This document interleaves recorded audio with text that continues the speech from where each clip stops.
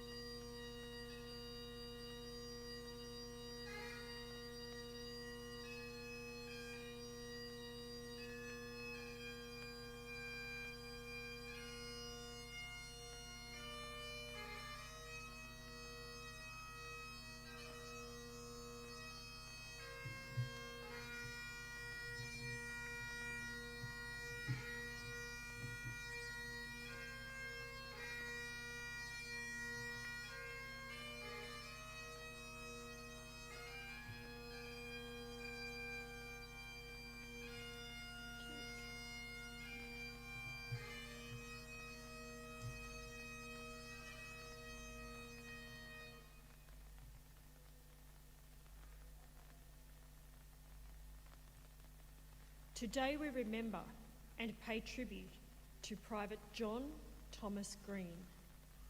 John Green, known as Jack, was born around 1894, the eldest son of John and Agnes Green of Shepparton, Victoria. He was probably educated at the Convent of Mercy School in Tartara. He went on to work as a clerk, at some point for the Postal Department and later for the Immigration Bureau in Melbourne. Jack Green enlisted in the Australian Imperial Force with his younger brother William in July 1915, shortly after William had turned 18. The brothers were posted to the 29th Battalion and after a period of training in Australia, left for overseas service in November on board the troop ship Ascanius. They were first sent to Egypt, where they continued training in the desert. Jack wrote home from Egypt to say, "Well, Father and Mother, don't worry about us. We are in the best of health and looked after well. The work we are doing is very interesting. Needless to say, Will and I have a few blisters on our hands." Not long after writing this letter, Green was sent with his battalion to fight on the Western Front. He remained close to his brother and also found a good mate in Private Ernest Green of Melbourne. Ernest Green later wrote, "Jack was my best pal. I never saw a more clean and good-living lad in our battalion. He always said, when others were doing things they should not, that he couldn't do away from home what he would feel ashamed to do at home. I think it was a great motto, considering our great temptations, both in Egypt and in our short stay in France." On the 10th of July 1916, the 29th Battalion marched into the front line at Bois-Grenier. Ernest Green wrote, "I can't forget his cheerfulness on what proved to be our last march to the trenches. I was marching just in front of him. He never grumbled unless for a good reason, and was always so cheerful." 2 days later, on the 12th of July 1916, Private Jack Green was sitting having tea at 11:30 p.m. when a high explosive shell passed through the sandbags on the parapet of his trench and killed him without warning. Ernest Green was shot in the arm a few hours later and met a man wounded by the same shell blast in the dressing station. Green wrote, "He told me Jack and the boys were joking only a few minutes before he was taken. It came so suddenly, and he suffered no pain." Jack's parents were inundated with letters of condolence on the loss of their son.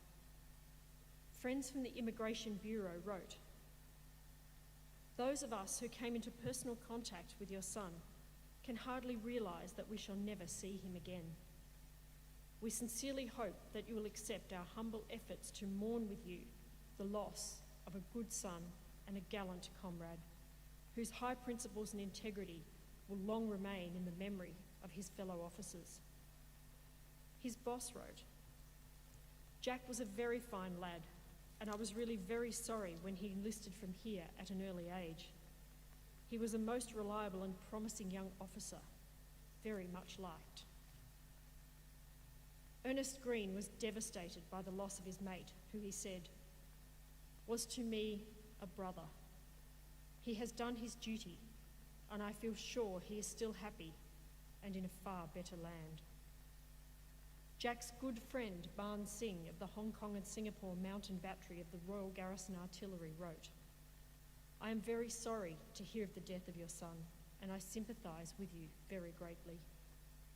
I will never find another friend like him, and I can promise you that I will avenge his death at the first opportunity." Jack Green's body was taken from the front line and buried in nearby Brewery Orchard Cemetery at Bois-Grenier, where he lies today under the words chosen by his grieving family. Sacred to the memory of our darling son and brother, Jack, our hero. Jack Green was 20 years old. Jack's younger brother William survived another 9 months at war, but was killed in action in March 1917. Jack Green's name is listed on the Roll of Honour on my right, among almost 62,000 Australians who died while serving in the First World War. A photograph of his headstone is displayed today beside the pool of reflection. This is but one of the many stories of service and sacrifice told here at the Australian War Memorial. We now remember Private John Thomas Green, who gave his life for us, for our freedoms, and in the hope of a better world.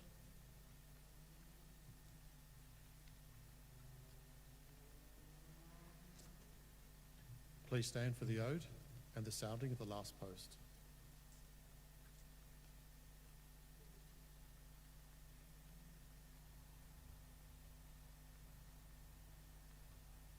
They shall grow not old, as we that are left grow old. Age shall not weary them, nor the years condemn.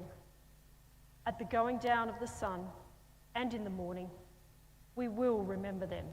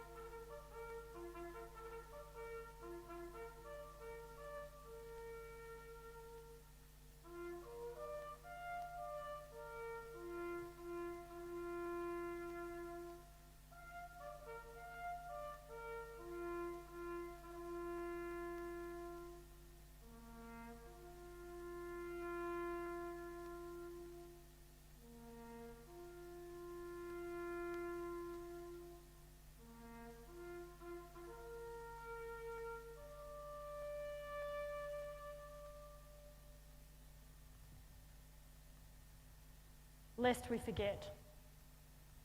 Lest we forget.